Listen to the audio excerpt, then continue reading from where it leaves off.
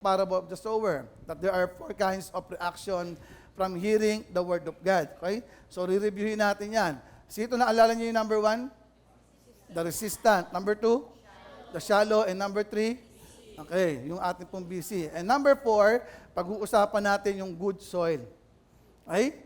So, ito yung isang bagay na maganda. No? Pagka nakita natin at naintindihan natin that there are four kinds of people, okay, who will react doon sa gospel na binibigay natin, we will never be disappointed. Okay? But the good thing also is we will be prepared. Can we say this again? We will be prepared. Kasi alam natin kung paano sila magre-respond. Tandaan natin na yung una, yung resistant, sila yung mga taong umaten, nakapakinig, nasiran mo ng gospel. Ang problema, paglabas nila, inaabangan agad sila ng demonyo. That's why we need to pray. Any person na nai-invite natin ng first time, okay, you need to pray for those people. Dapat bago sila umuwi, okay, you need to say to them, ano nyo, I will pray for you. And this coming Wednesday, I will fast for you.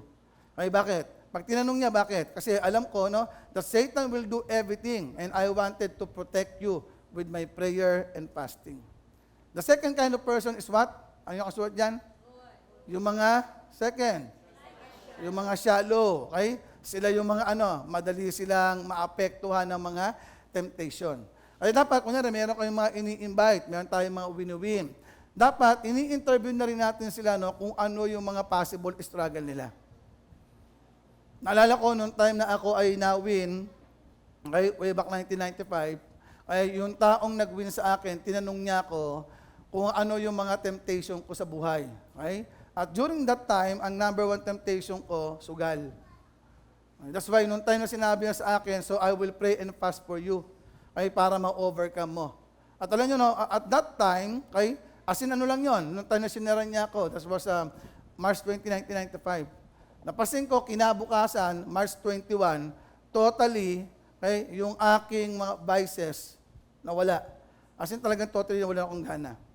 Kasi that was March 21, meron akong isang barkada na dinalaw ako sa bahay, at niyayaya niya ako. Kasi lagi kaming merong laban sa bilyar. Nagsusugal kami. At noong time na yon, simple lang yung sagot ko sa kanya, wala akong gana na lumabas. At first time ko nag-stay sa bahay. Yun naman yung time na naalala ko, na yung aking tatay, mga kapatid ko, hinawakan ako sa leeg. Hindi sinakala, hinawakan. Alam niyo ba yun, pagka may mga bagay na bago sa iyo, di ba? Usually, hinahawakan ka sa leeg. At ano tinatanong? May sakit ka ba? Kasi nga, first time ko na hindi lumabas. Dati, alam niyo nila, na hindi ako kailangan punta ng barkada. Automatically, parang part na ng aking body clock na umaalis talaga. Sino rito may makilala kayong ganun o ikaw mismo? Hindi ikaw yung tipo ng taong pumipirmi ng bahay. Yung parang mas gusto mo, diba? Mas lumalabas ka. Now, the third one is what we call what? The BC. Now, eto yung mga tao na ang pangarap na sobrang taas. That they do not have a time for the word. Ang laging lang reason, nagtatrabaho ako. May negosyo ako. Everything, ang focus nila ay pang sarili. Now, this kind of people, please, do pray for them. Amen?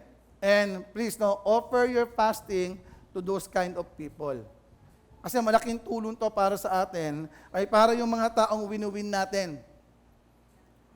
Para yung mga taong win-win natin, makita natin na hindi sila masasayang. Now, sino to sa inyo nakaranas na marami ka ng mga taong na-invite and yet hindi nagpapatuloy?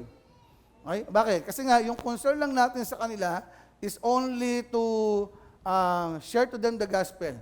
Pero yung ating deep concern, yung ating love for them, hindi ganun kalalim. Kaya marami sa inyo, marami na kayo ng win.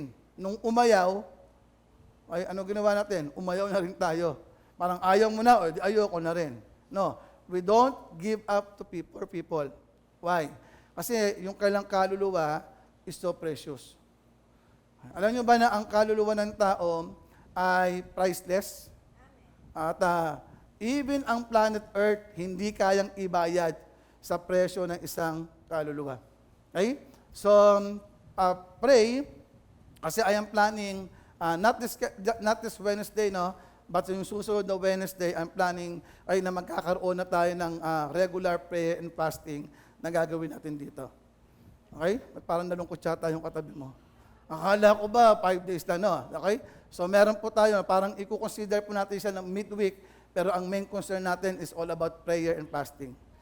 Klaro po ba yan? And we are going to bring the names of the people.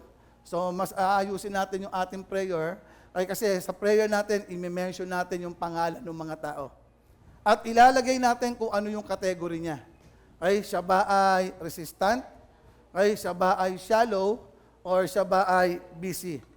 Okay? O, pero, wag niyo sasabihin sa kanya, alam mo na pansin ko mababaw ka. O, so, I will pass for you.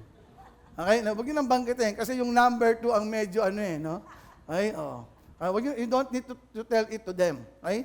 So, palalakasin po natin yung ating pong fasting and prayer every Wednesday night. Dito po tayo. And we can even invite yung mga bago. Okay? So, this time, pag-usapan natin to number 4. Let us read.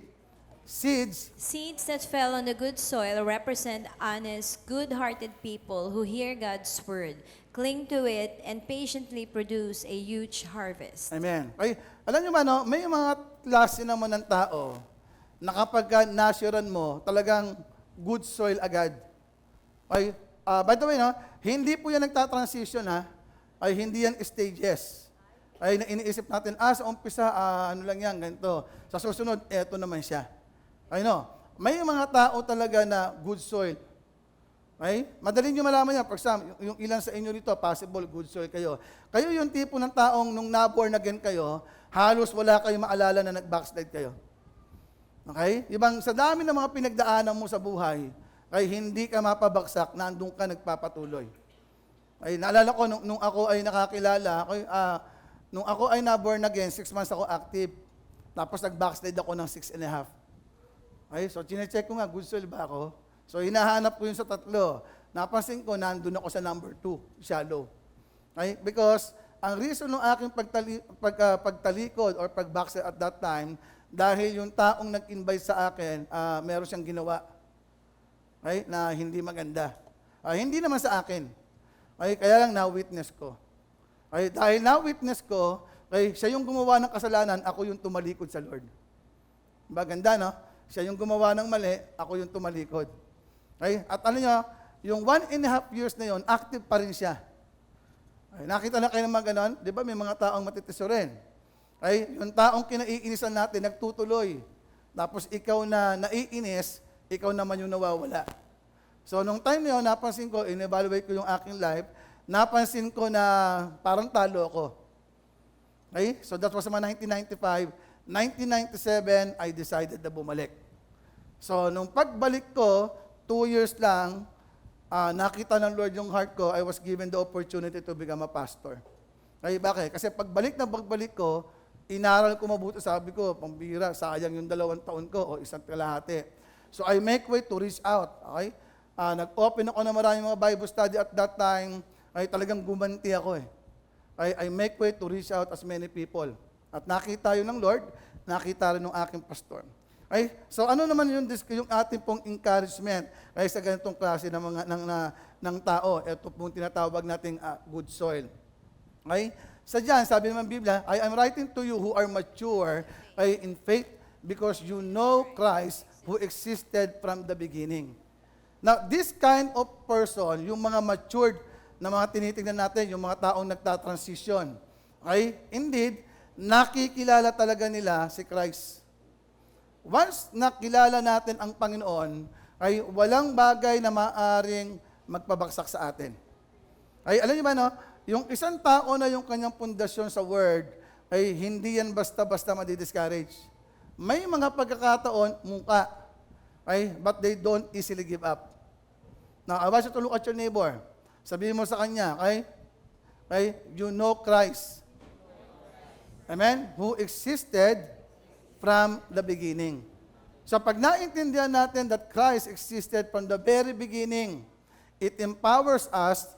At alam natin na tayo ay pinatawad, tayo ay nagtagumpay, at ang pinaka-importante sa lahat, kilala natin ang Panginoon.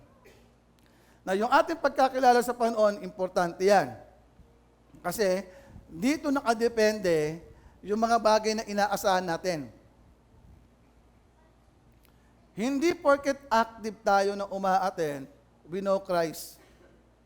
Ay, kasi may mga tao na active naman talaga sa church. They only attend, but they don't serve. They don't know Christ.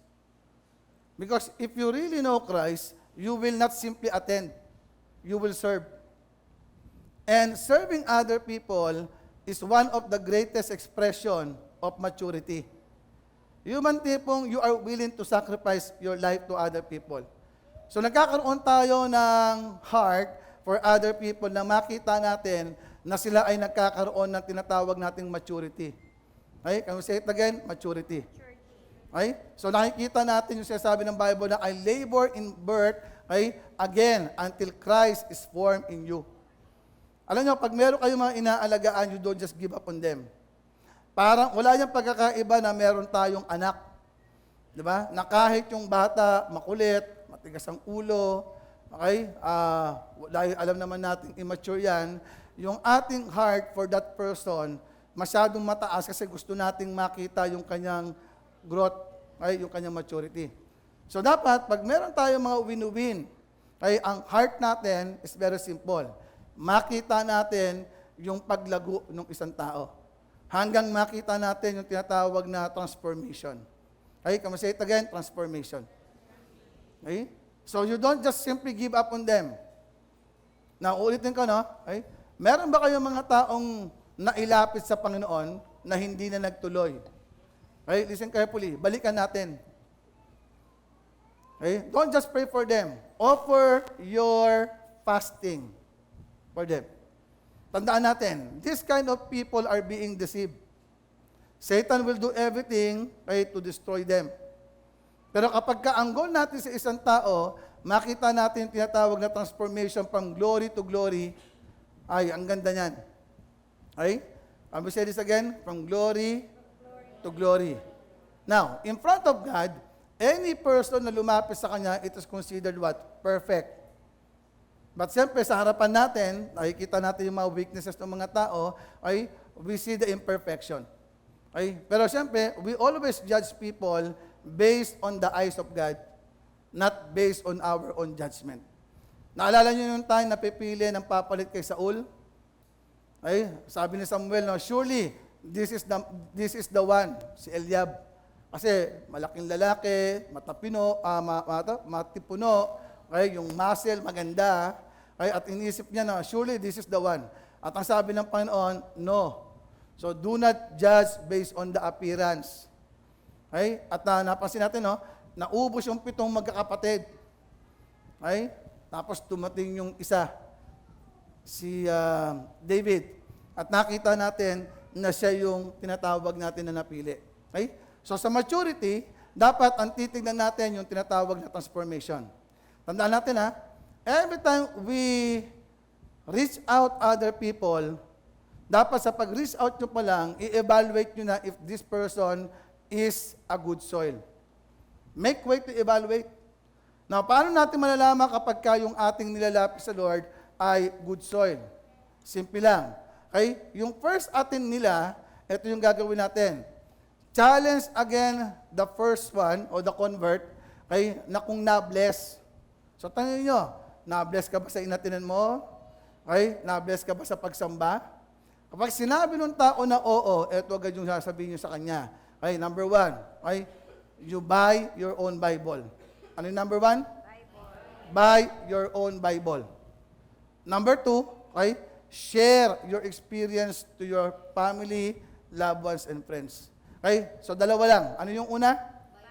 Buy your Bible. And number 2, share, right, to other people. Now, kapag yung tao na yan, next Sunday, may na-invite yan. Ba, praise God. Ay, ito sa sign na etong tao na to is what? Good soil. Okay? Now, pagka yung tao ay wala siyang na-invite, obserbahan mo na, either mag-fall siya doon sa category ng 2, ano yung 2? The shallow, o yung number 3, ano yung number 3? Ay, the busy. Ay, kasi yung number 1, automatic yan, next Sunday, hindi na babalik yan. Okay? Pero yung dalawa, lumalaban. Okay? Aatin pa yan. Pero mapapasin mo, unti-unti mawawala. Pero yung tinatawag nating good soil, ay automatic yan, dire-diretso. Okay? So, yung mga tao na yan, if we are going to offer the best solution. Now, ano yung best solution natin? Okay? Pray and fast. So, when you're going to pray and fast for those people, this time makakita tayo ng tinatawag na fruit. Makikita natin, this time, hindi masasayang. By the way, daragdag natin dyan yung number 3. Ay, kapag next week, Wednesday, okay, wala po tayo. Okay, pero yung susunod, okay, that time po, ay iuumpisa na natin yung ating prayer and fasting. So, magiging weekly na po yung ating pong fast forward. Amen? Masaya ba kayo? Yes. Parang malungkot kayo. Pero by the way, yung ating fasting noon, it will start in 6 a.m. hanggang 5 lang. So bago kayo pumunta rito, pwede niyo tirahin lahat ng karinderya. Okay? So busog ka na noon. Okay. So in Romans chapter 7, verse 4, read.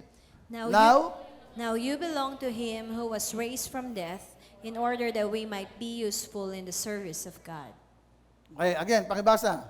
Now you belong to him who was raised from death in order that we might be useful in the service of God. So the intention is very simple, that we will become what? Useful in the service of God. Kaya tandaan nyo, ang tunay na paglilingkod, hindi usher. Okay? Hindi music. Hindi martial. Nakuha niyo ba yan? Hindi maintenance. Ang tunay na paglilingkod is what? 2 kinds of ministry. Ano yan? Ministry of giving and the ministry of reconciliation. Ibig sabihin, yung tunay na paglilingkod natin is once we reach out other people and we help them to grow in faith, that is true service. Okay? Kaya tayo tinatawag na the servant of God. Okay? We are not slave, ha? We are servant.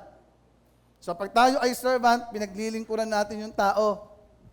Ay hanggang makita natin yung tinatawag na maturity ay nung tao na yan.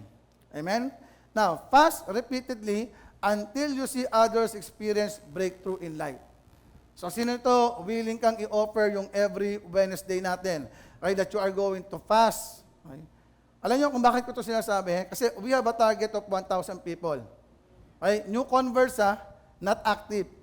Ibig sabihin, we will be targeting 1,000 people, okay, na new convert. Okay? Natuturuan natin magbasa ng Bible umaga at gabi, at tuturuan natin na sila ay mag-honor to their tops. Then tuturuan din natin sila ay sa kanilang fasting. Okay? Is that good?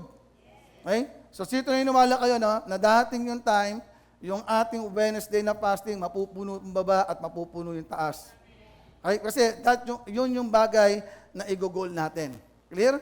Now, some people, they ask, naalala ko before, may nagtanong sa akin ito Okay? Sabi niya, bakit po gano'n? Nagpa-fasting naman ako. And then, at that time, sabi sa akin, nagde-devotion naman ako. Pero bakit wala nangyayari? Tandaan niyo po ito, Meron niyang 3 bagay na dapat gawin. You need to read, you need to meditate, and you need to do. Okay? Alam nyo, kapag naintindihan mo na etong 3 na to ay ginagawa mo, you are not going to ask. So, yung tao na nagtanong po sa akin, malakas yung loob niya, eto yung tanong ko. Okay? Ano sa 3 ang hindi mo ginawa? Sabi niya, ginawa ko po lahat. Sabi ko, that's not true. Okay? Pwede kang nagbasa, okay? At pwede kang mag-meditate, but if you fail to practice, if you fail to do what is written, okay, you will never be blessed. Okay? Iba ang level ng blessing kapag nagbabasa. Kaya ano ang blessing kapag tayo ay nagbabasa? Ay, we become knowledgeable. Diba? Kasi every time you read your Bible, you are gaining a lot of information. Now, once you decided to meditate, ay, you get the other blessing. Ano yan? The blessing of understanding. Okay, you begin, kasi nag-iisip ka nagbubulay-bulay ka. At this time, unti-unti mo na unawaan, ito pala. And that will push you, okay, to have a wisdom. Kaya yung wisdom, anong tawag natin dyan? Applied knowledge. Kaya ang wisdom is a combination of 2 things. The information that you gather, okay, and the understanding that comes from the Lord. Okay? Ang understanding, hindi yan sa'yo. Galing yan sa Diyos. Ang part mo lang is only to gather the information. Okay? Naintindihan ba natin? Okay, so once na ito ay naintindihan natin ngayon, we will not going to question God. Kaya pag meron kayong taong narinig na kinu-question niya, bakit ganun? Nagde-devotion naman ako. Bakit wala? Ibig sabihin, you miss something. Okay? Now, another person naman before asked me, bakit po ganun? Nagpa-fasting naman ako. Parang sinusumbat no? Okay? Wag na wag yung question na ng iyong devotion. Because once you question the result of your devotion, you are actually questioning God. Parang sinasabi natin na, hindi naman totoo yan si Lord. No. So the same thing with our fasting. So this time we are going to read the scripture, okay? Wherein, sa Bible, may nakasulat na nagtanong, bakit gano'n? Nagpa-fasting naman kami, and yet nothing happens. Okay? So let us read. Isaiah chapter 58. Read. We have fasted without food. Why haven't you noticed it? We have made ourselves suffer. Why haven't you paid any attention to us? On the day when you fast, you do as you please. The way you're now fasting keeps your prayers from being heard in heaven. Okay? So nakita natin ang problema, no? This person asked, okay? We have fasted without food. Okay? Why haven't you noticed it? So there, he was asking God. At ang sabi niya, we have made ourselves suffer. So pag ito ay tinintindi niyo mabuti, sinusumbat niya sa Diyos. Di ba? Nag-fasting ako na walang pagkain. Natural, pag nag-fasting ka, wala talagang pagkain. Amen? Ano pa sabi niya? I haven't you noticed it? Hindi mo ba napansin? So that is questioning the authority and the sovereignty of God. Okay? Next sabi niya is, we have made ourselves suffer. Okay? Tandaan nyo, hindi natin kailangan ipamukha sa Lord na nagsasuffer tayo. Lord, nag-fasting ako O, pag ginawa niya natin yon, ang tawag doon, blackmailing. Okay? Kaya minsan, you need to evaluate the kind of prayer that you have. Once na kayo ay nag-pray, at sinasabi mo, Lord, nag-pray ako, that's blackmailing. Okay? And the next part na sinabi niya is, why haven't you paid any attention to us? So, sumagot ng Lord. Again, pakibasa natin yung sagot ng Lord. On the day when you fast, you do as you please. Okay, so ano sabi niya? Pag nagpa-fasting ka, yung ginagawa mo, yung bagay na gusto mo. Okay? Some people, when they fast, kung papipiliin sila, hahanapin nila yung pinakamadali. Kung papipiliin niya sa water fast, okay, 1 meal, okay, partial, at yung, what we call that, Daniel, ang pipiliin niya yung pinakamagaang. Okay? Kung magpa-fasting tayo, kunin natin yung isang bagay na mararamdaman natin yung yung sacrifice. Alam niyo kung bakit maraming mga tao, they choose the partial? Kasi takot silang magutom. And yet, ang mentality nila is this. Okay, nag-fast ako Di ba? Kaya ito yung sinasabi ko, may nag-message sa akin Daddy, I really praise God na for 4 days, hindi ko naranasan yung hilo. So, ginawa ko, minessage ko. Ano ang fasting mo? Okay? Alam nyo kung ano fasting? 1 meal. Sabi ko, hindi ka talaga mahihilo. Okay? Ang problem, tinanong ko, ano yung 1 meal? Okay, ang interpretation niya sa 1 meal, ito. Alam nyo ba na ang 1 meal, isang beses ka lang kakain? So, ang kanyang 1 meal pala ay mag-i-skip ng isang meal. Sabi ko, hindi 1 meal yun, that's 2 meal. Okay? At alam nyo, tinanong ko rin, ano yung in-skip mo? Sa dami ng in-skip, breakfast. Okay? Napakatalino. Kanina may bisita ako na taga Bohol. Okay? Natuwa ako kanina. Ang mga taga Bohol pala, ang Saitala ay Cebuano. Okay? So, nag-uusap kami kaya, isang pastor yon. Okay? Tapos may pinag-uusapan kami. Kasi natutuwa sila sa translation natin. Okay? Tapos, siyempre sa Proverbs, napansin niyo sa Proverbs, binabanggit yung Saitang bobo. Okay? Doon pala sa kanila, mahirap daw bigkisin yon. Okay? So, tinanong ko, ano ang equivalent ng bobo sa Bohol, sa Cebuano? Okay? Alam niyo, natawa ko. Sino ito Cebuano? Ano ang Saita ng ng bobo sa Cebuano? Hindi ko na kung Cebuano, tama, Cebuano nga, saka ano, Boholano. Anong salita? Alam mo? Ha? So iba yung language sila. Baka Boholano yung kanina. Kasi taga Bohol siya eh. Ano? Bulok. Ano salita yung bulok? Bohol. Waray. Okay. So yun ang salita nila. So nagtatanong ako. Sabi ko, paano nyo tinatawag yun? Sa amin kasi mahirap bigkasin yung yung bobo. Yan ang tawag nyo. Bulok ka. So papiliin mo ang katabi. Anong gusto mo itawag? Pagka hindi nag-iisip, bobo o bulok? alam nyo, pinunta ko agad yung dictionary ko kanina. Mas mabigat pala yung salita na bulok. Ibig sabihin, napanis. Useless. Sira. Kaya kung papipiliin ka, mas okay pa rin yung bobo. Okay, kaya lang siyempre sa kanila, nanonood siya ngayon. Kaya para mas okay pa rin. Kaya nga, siyempre, sa bawat probinsya, magkakaiba eh. Amen? Sabihin mo sa tabi mo, ano gusto mo, bobo o bulok? Siyempre, wala. Kaya dapat maging matalino tayo. Okay? So, etong tao na to, ano sabi niya, no? Ay sabi ng Lord sa kanya, on the day when you fast, you do as you please. Ibig sabihin, kung may mga option ka, ang pipiliin mo yung pinakamagaang. Diba? Yung iba, ang pinili nga, Daniel fast, isang kaing na saging, isang kalahating pakwan, 10 pirasong mansanas. Anong fasting no? Walang fasting yon. Okay? Ang tawag sa iyo ng aasar. Second part is what? The way you are now fasting keeps your prayer from being heard in heaven. Kasi nga, God is looking for people who will sacrifice. Kahapon, pinag-usapan natin yan. Ay, mamayang konti, babalikan natin yung ilang part. Okay? Let us continue, everyone. Do you think? Do you think that is the way? Come on, everyone. Do you think? Do you think that is the way I want you to fast? Is it only a time for people to make themselves suffer? Is that what you call a fast? Do you think I can accept Amen? that? So, ibig sila nagtatanong, ano kala mo sa akin? Ano yung pinakamahirap lokohin si Lord? Amen. Actually, kanina, bago ko pumasok dito, napansin ko, naghahabol ako ng hininga. Which is very common. Even yung mga nakaraang fasting, pag nagka-fasting ako, ito yung aking pakaramdam. Ang maganda lang ngayon, sa akin, is dati kasi pagka ganito, sinisipon ako eh. Diba kasi siyempre yung immune system bumababa.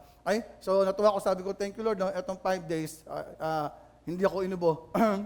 Okay? At hindi ako sinipon. Okay? So, ang laking bagay noon.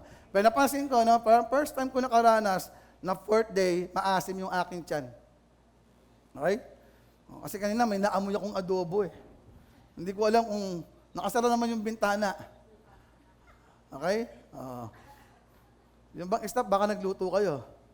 Hindi naman. Wala nun. Baka may dala kang pagkain kanina. Wala naman. Kasi kanina talaga naaamoy ko yung adobo. Ha? Taho yun? May amoy na ba taho ngayon? Okay.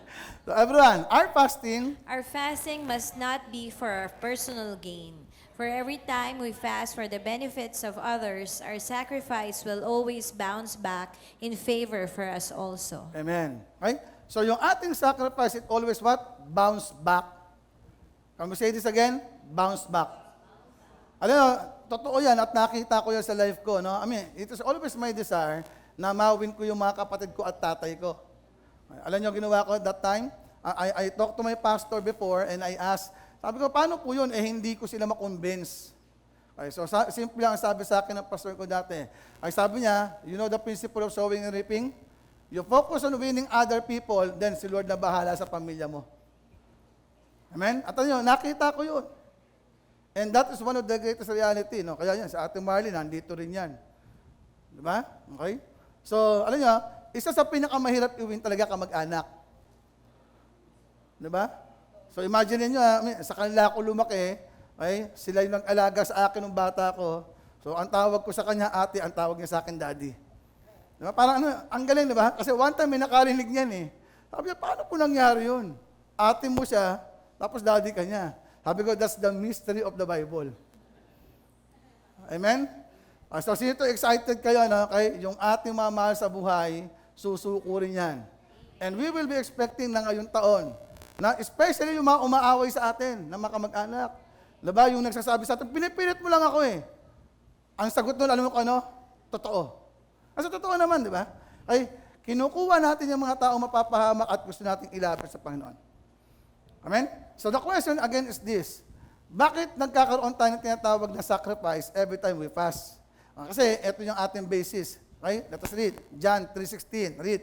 For God so loved the world that He gave His only begotten Son, that whoever believes in Him should not perish but have everlasting life. Okay? So dito nakita natin yung sakripisyo ng tatay. Binigay niya yung kanyang anak. Anong tawag dyan? Love. Can we say it again? Love. That's why yung ating fasting is one of the greatest expression of love. Not love for ourselves, but the love for other people. So dito, makikita natin yung backup ni John.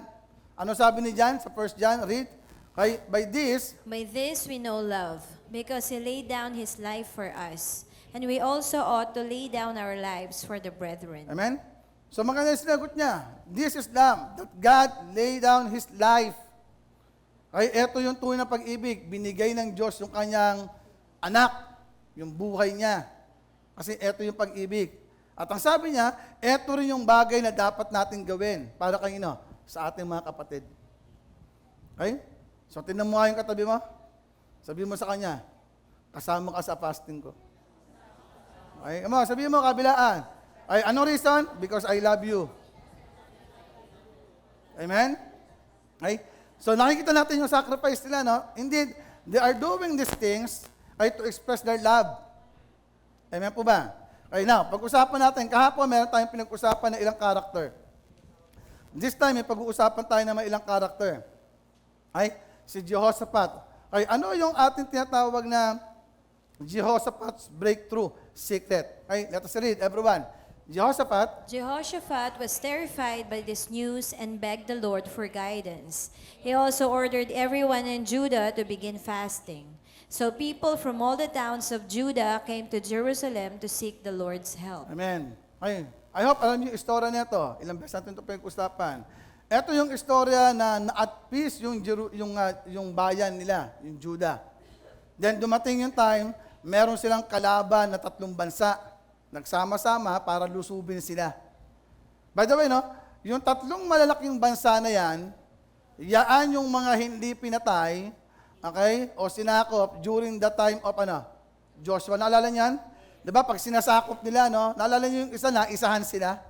Yung nagpalit ng damit, tapos pumunta ron, at sinabi nila, malayo yung aming lugar, huwag niyo kami sasakupin. O, naisahan sila nun. Ngayon, sila rin yung mga tao.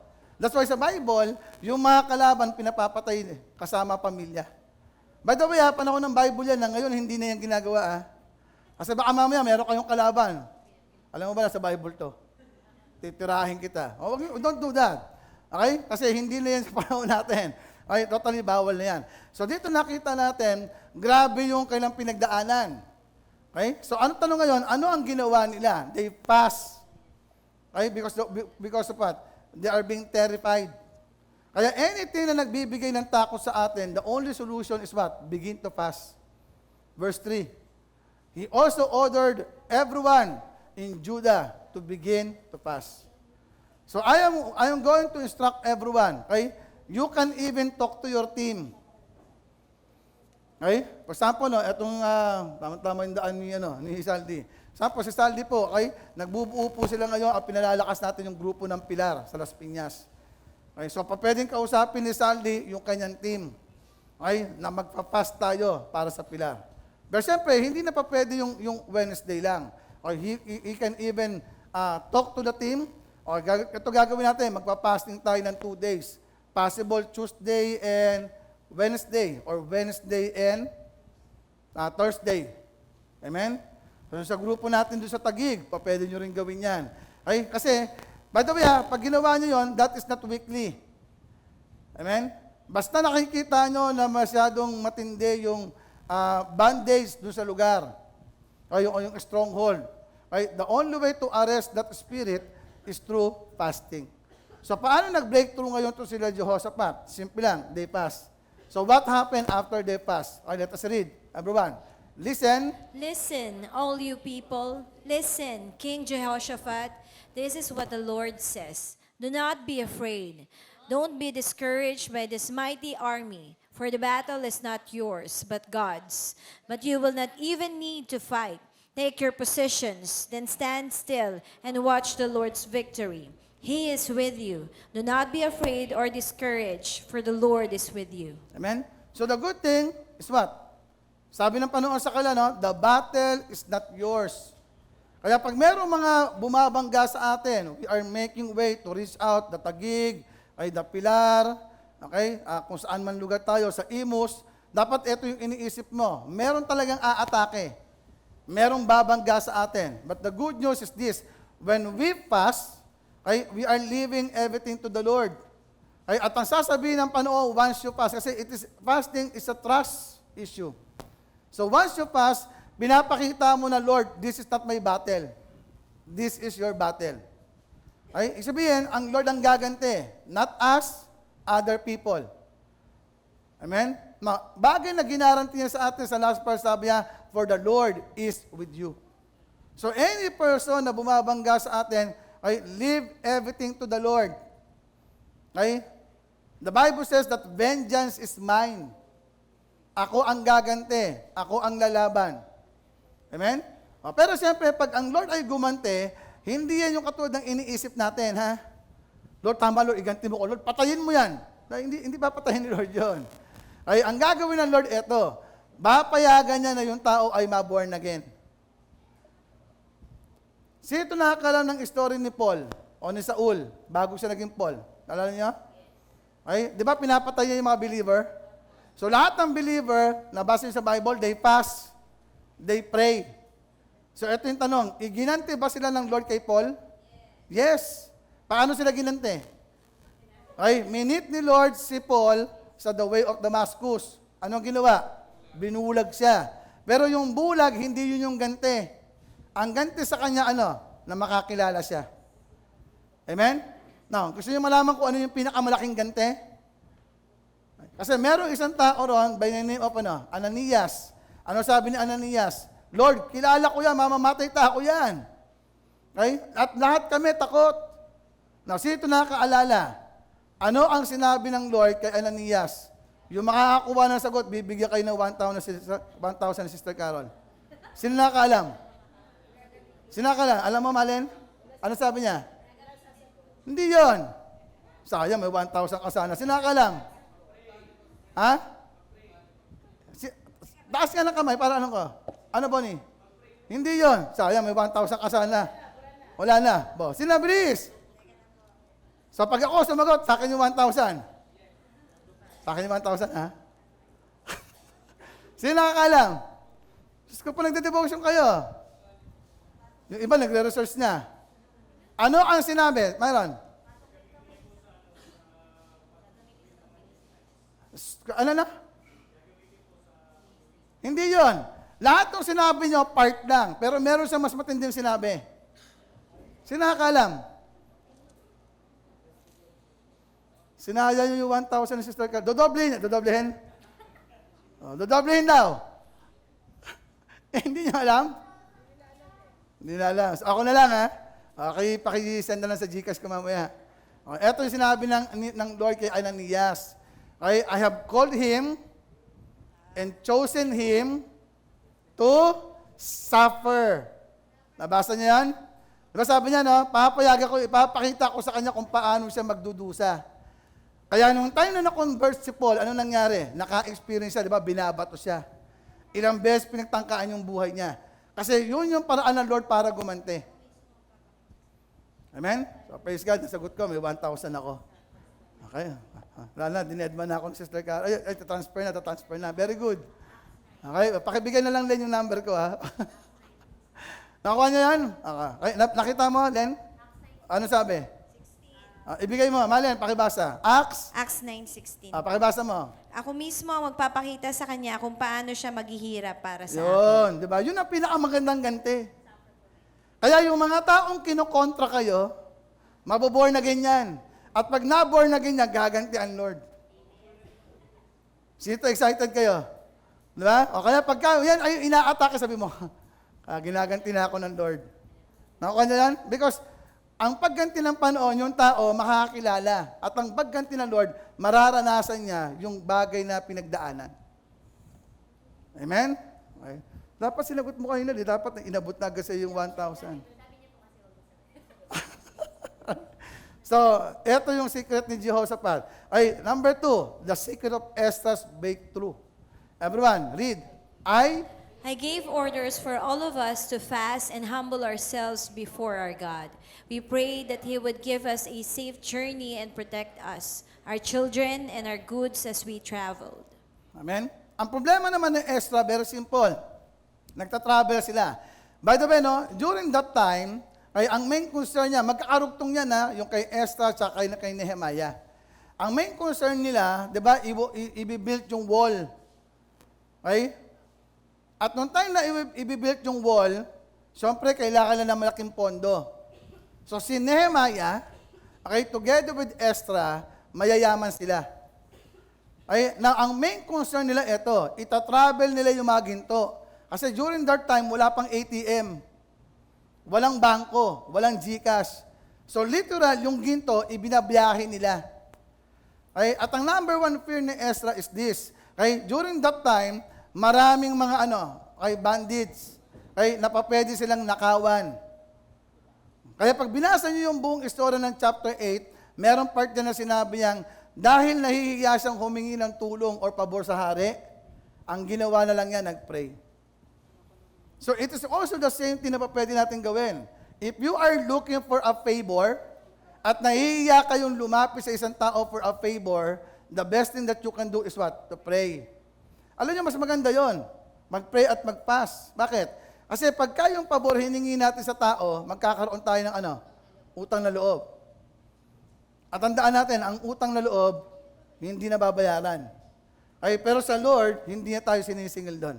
So, ang tanong ngayon, paano siya nag-breakthrough? Okay, let us read. Everyone. So we fasted and earnestly prayed that our God would take care of us. And what happened? And He heard our prayer. Amen? So, hindi lang sinagot ng Panginoon dahil nag-pray sila, but because they combine prayer and fasting. Okay? Are you learning something? Okay, the third person is by the name of Nehemiah. Okay, so paano naman nagkaroon ng matinding breakthrough si Nehemiah during his time? Pakibasa na lahat. They said to me, things are not going well for those who return to the province of Judah. They are in great trouble and disgrace. The wall of Jerusalem has been torn down, and the gates have been destroyed by fire. Amen. So, yan, si Nehemiah at si Ezra, magkabats yan sila. Ang main concern nila, kasi ang una nakatanggap ng balita, it was Nehemiah. Ay na yung wall ng Jerusalem, gumuho, sinunog ng mga kalaban. Ay so nagkaroon siya ng matinding burden. Dapat tayo ganon. Ay pag nakakita tayo ng mga taong nagsasuffer, ay we have this great burden to help other people. Actually, pag binasa nyo yan, hindi na siya nakakatulog at that time. At napansin niya nung king. So ano yung bagay na kanyang ginawa? The Bible says, when I heard this, I sat down and wept. In fact, 4 days I mourned, fasted, and prayed for the God of heaven. Ilang araw daw niyang ginawa yung fasting and prayer niya? 4 days. Nakasulat to. 4 days. Ano kanya? Yung iba nagpa-process pa sa isipan nila. Asan ang 4? Ay, nanlinaw Pakibasa. In fact, 4 days I mourned, fasted, and prayed. So, 4 na araw. Diba? Hindi biro yan. Alam niyo, ini-imagine ko yan kung 4 na araw ka. Alam niyo ba yung mourn? Ay, umiiyak. Nag-peace. Diba? Hindi yan ordinaryong iyak. So imagine mo kung 4 yan times 24 hours. Grabe no? Parang matinding pasta niyo kasi naubos lahat ang tubig sa katawan niya. Okay? So he mourned, fasted, and prayed. Ang gandang trivia, di ba? May natutunan ba kayo? 4 days. Sinare ko yan sa mga pastor Hinahanap nila yung 4 Ang linaw-linaw naman, 4 days. Okay? So, mapapasin natin doon sa 3 klase ng tao na to. Okay, lahat ng kailang main concern is not about them. Hindi sila yung nagsuffer. Ang nagsasuffer, ibang tao. Okay, so they stand as a mediator, tagapamagitan. That's why every time we fast and pray, okay, we stand like a mediator. Namamagitan tayo. Okay, tayo yung tipo ng tao na, okay, for the sake na matulungan natin sila, we are willing to sacrifice. But in reality, pag binasa niyo mabuti yung mga istorya nila, ang totoong nakinabang dyan, yung nagpakita ng concern. Kaya alam niyo, totoo sabi ng Bible, the principle of sowing and reaping. Okay? That those who give, receive. That's why we need to keep on giving. Okay? Not only on money, prayer, fasting, strength, encouragement. Okay? We give everything to a lot of people. Amen? Let us read. Your commitment. Your commitments not only affect here and now, they also affect eternity. Because every choice you make has eternal consequences. Amen. So merong consequence yan. Kaya ang consequence, kay katumbas yan ang tinatawag na karma. Ang karma, kaya usually kasi ginagamit natin yung karma pag pangit eh. Diba? Kunyari, napahamak, nauntog, yan, nakarma ka. Pero sa Bible, ay, ang tawag dyan is consequence. At ang consequence, that is either good or bad. Nakuha niyo po ba yan? Kaya pag meron kayo nakita na promote, dapat sinasabi mo, yan, nakarma ka. Bakit? Na-promote eh. Ay, pag ang isang tao ay umaangat, ang isang tao ay binibless, sasabihin mo sa kanya yan. Okay? Kasi masyado kang faithful yan. Nakuha mo tuloy yung consequence. Okay? Because that's a good. Hindi masama yan. Amen? And everything na ginagawa natin, always be reminded that God is able to pay us. Either mali o tama yung ating ginagawa. Okay? So God created you to help others. Let me say this again. God created me. Ganito yung kamay. God created me to help others. Regardless of your job or career, you are called what? To full-time service. Amen? And a non-serving disciple is what? Is a contradiction in term. Kanina nakanutuwa ko, no? Every time may nagpo-post dun sa ating Team 40, okay, na mga nagpa-prayer blessing, nakakatuwa. As kanina nakita ko doon si Annalyn. Kanina ba 'yan?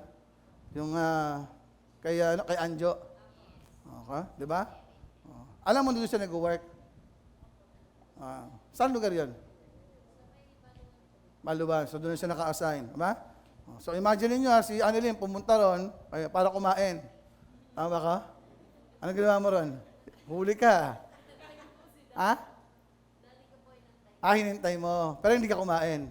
Kasi masarap ang hotdog doon, tsaka siopaw. Sigurado ka, ha? Serving. So pumunta ka na para mag-serve. Kasi ginawa niya kayo na, nag-picture siya, nandun si Anjo. Very good. Hinuhuli natin, di ba? Pero sure ka, hindi ka kumain, ha? Muntik na. So, nag-take out ka. Hindi ba? Talagang matibay. Sa 7-Eleven pa naman pagpasok mo, di ba? Puro pagkain. Kasi hindi ka natokso? Hindi ka natokso? Ba, grabe naman talaga, no? Tinignan mo lang. Tapos pagtingin mo sa bayan na barf, Lord, thank you po. Diba? Imagine, no? Kaya papasok ko sa 7-Eleven. Kasi kayo na, natutokso ko yung message Bakit ka na sa 7-Eleven? Kumain ka, no? Nagpigil ako. Buti na lang. Sino hinintay mo ron? Si Dani ko. Ha? Andyan? Yun pala. Dani ko, kinukonfirm mo ba na hindi nag-order? O hindi niya kinukonfirm. Ha? Confirm mo o hindi? Pag umiling ka, hindi mo kinukonfirm. Ang tamang sagot ganon. So hindi nag-order. So ikaw, nag-order ka? Hindi rin. Very good. Okay. But parang may nginunguya ka, nakatakip rin yung ano mo. Palakpakan naman natin si Annalyn. Hindi biro yun, ha? Diba? Nilusob mo yung isang lugar na puro pagkain, ang purpose mo na makapag-serve. Ay? Noong time na yun, yung tiyan mo, hindi ka naman gustong kainin ang buhay ng tiyan mo. Nararamdaman mo, ha? Next time, magkapapasa sa 7-Eleven. Okay? Pero very good, ha? Ibig sabihin, mataas yung kanyang discipline. Yung iba, hindi kakain, pero magta-take out. Okay? At anong gagawin? Hihingi ng sorry. Lord, sorry ha. Bakit? Kasi ang Diyos daw ay nagpapatawad. Read everyone. Jesus came. Jesus came to earth with a mission. God has a mission for your life too. You were chosen to tell about the excellent qualities of God who called you.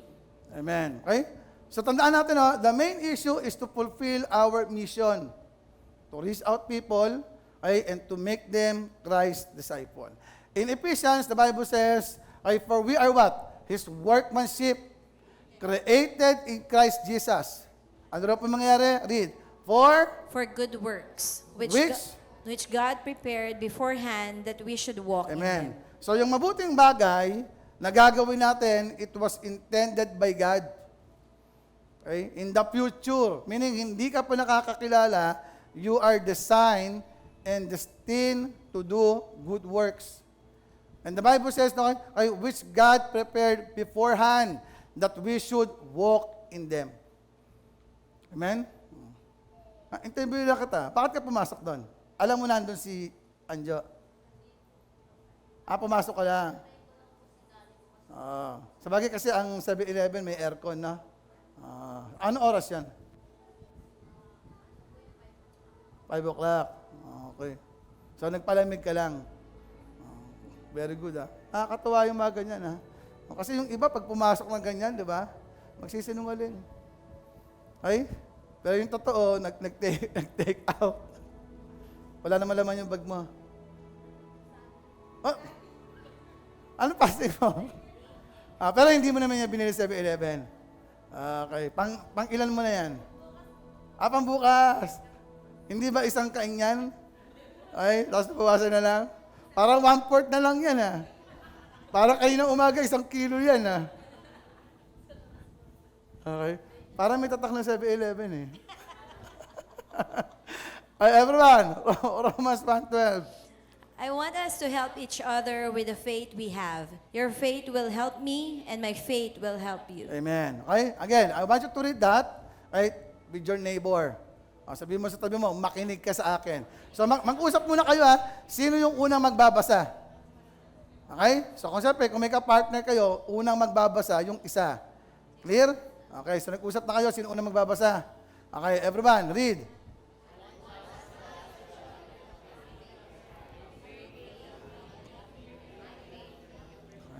At yung isa naman, next, yung isa naman. I want us to help each other with the faith we have. Your faith will help me, and my faith will help you. Amen? Ang ganda, no? Parang sinasabi mo, magtutulungan tayo, ha? Pag mahina ka, ako magpapalakas sa'yo.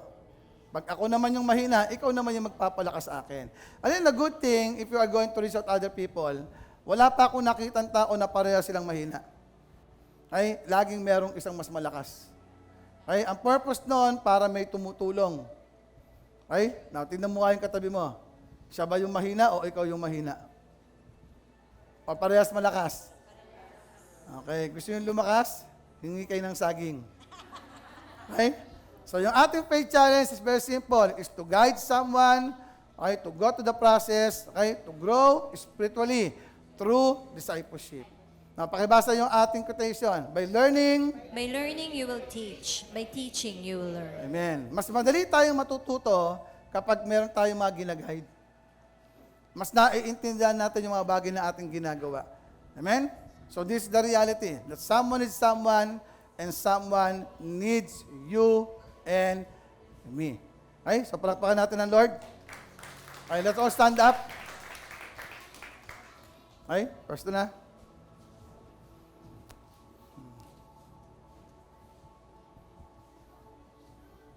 Now this time, I wanted you to pray for your partner. Okay?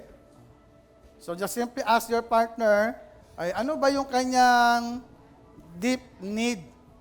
Yung bang asap, di ba? Alam niyo, may mga asap tayo na need, di ba? Okay, so come on, look for partner. Okay? Pag hinahintay lapitan kayo na lumapit. Come on. Okay. Ask the person, ano yung kanyang asap, yung kanyang deep need? Tanungin niyo rin yung katabi niyo, ano yung kanyang deep need? Okay? After yan, yung isa naman, sabihin mo rin yung deep need. Okay? Meron ba deep need dito? Makapag-asawa agad? Okay? Yung kayo kay May?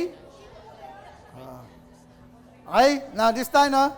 Okay, sa lahat ng mga nasa online, I want you to message someone. What is your deep need? Or you may message any person. Okay? Nakuha na? Okay. Now, listen carefully, ha? Okay. Now, this time, I want you to pray for that person. Come on, pray for that person. I pray for that deep need. Hawakan niyo yung kamay, lalo na kung yan ay same-sex naman. Pag opposite, avoid.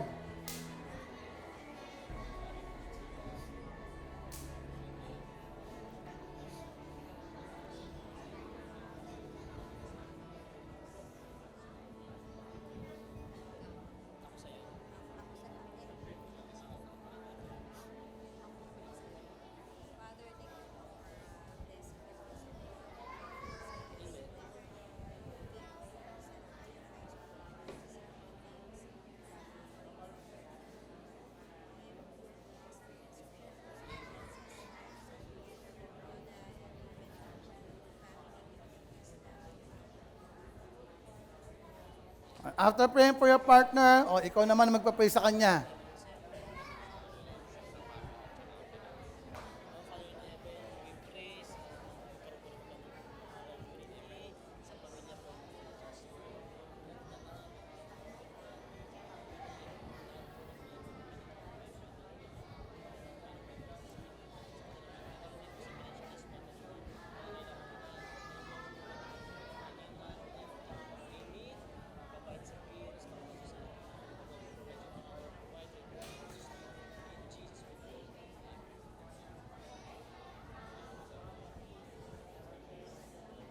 Even yung mga bata, turuan niya mag-pray.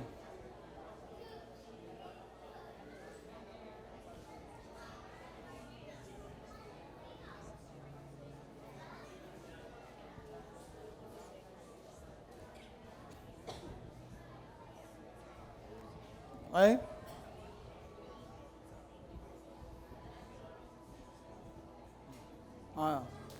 Everyone, are you done? Okay, so bigyan natin ng Lord ng malakas na palakpak. Amen? So the question is, bakit tayo pumapalakpak? Come on, everyone, let us read. So we fasted and earnestly prayed that our God would take care of us, and He heard our prayer. Now, I want you to look at your neighbor. Sabi mo, yung deepest need mo, God take care of it. Come on, say to that person, your deepest need, God indeed take care of it. And that is a full assurance. Pinakinggan ba ng Lord yung ating prayer? Amen. Sino niniwala kayo, ang sagot ng Lord dyan is a great yes and amen. Okay, sa lahat naman nasa online, I want you to expect it that indeed, it is a great yes and amen. Amen? So, raise up your hands and begin to thank God, okay, for your partner, okay, who prayed for you. Begin to thank God for all your prayer concerns.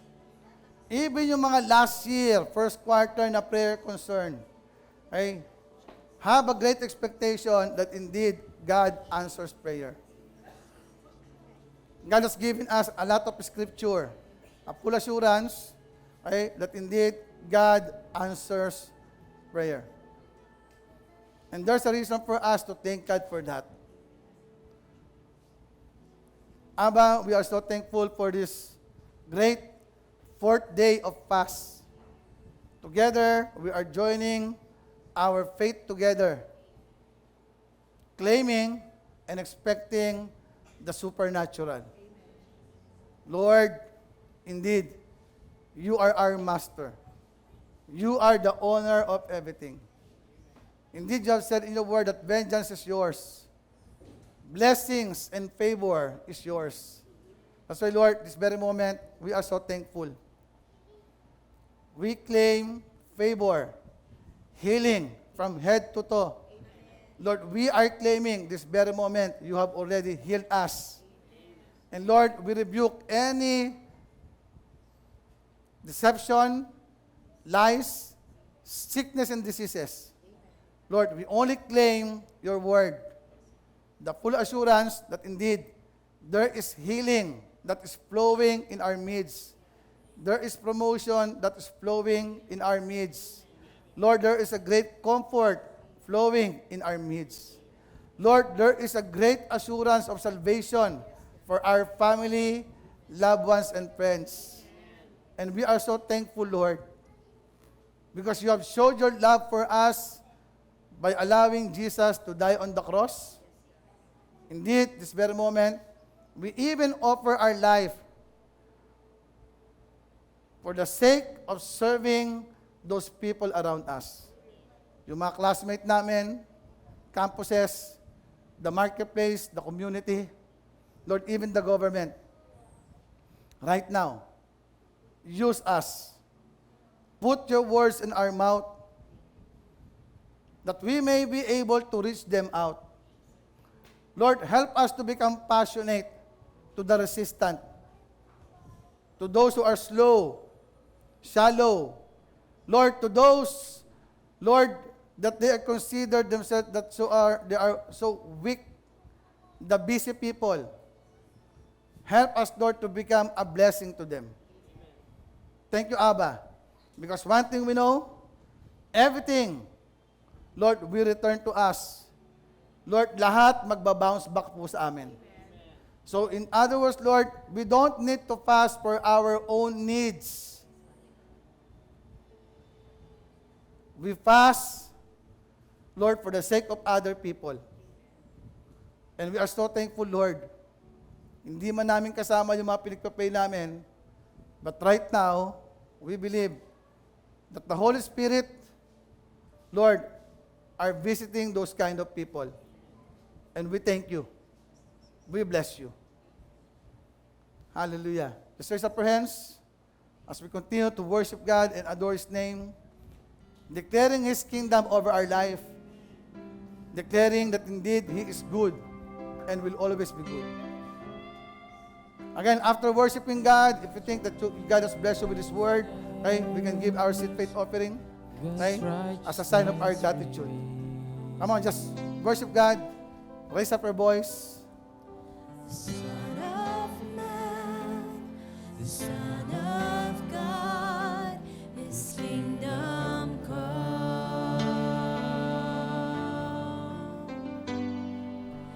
Jesus, redemption sacrifice,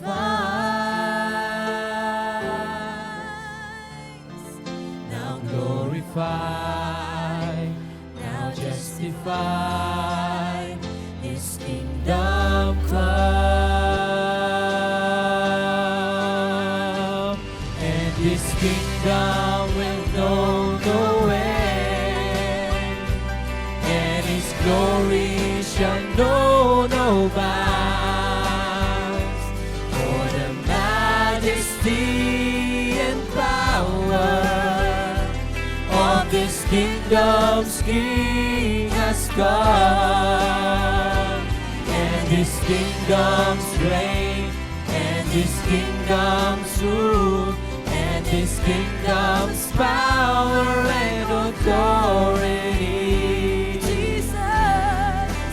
Jesus, God's righteousness within, and His kingdom, and His kingdom will know no end, and His glory shall know no bounds, for the majesty and power of this kingdom's King has come, and His kingdom's reign, and His kingdom's rule, and His kingdom's power and authority.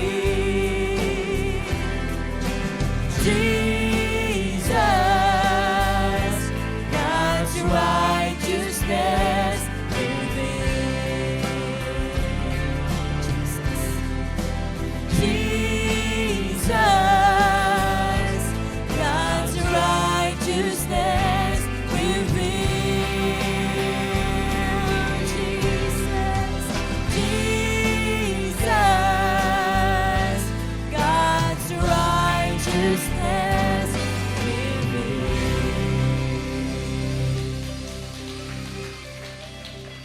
Let's receive the shalom blessing from the Lord. May the Lord bless you and keep you and make his face shine upon you and be gracious to you.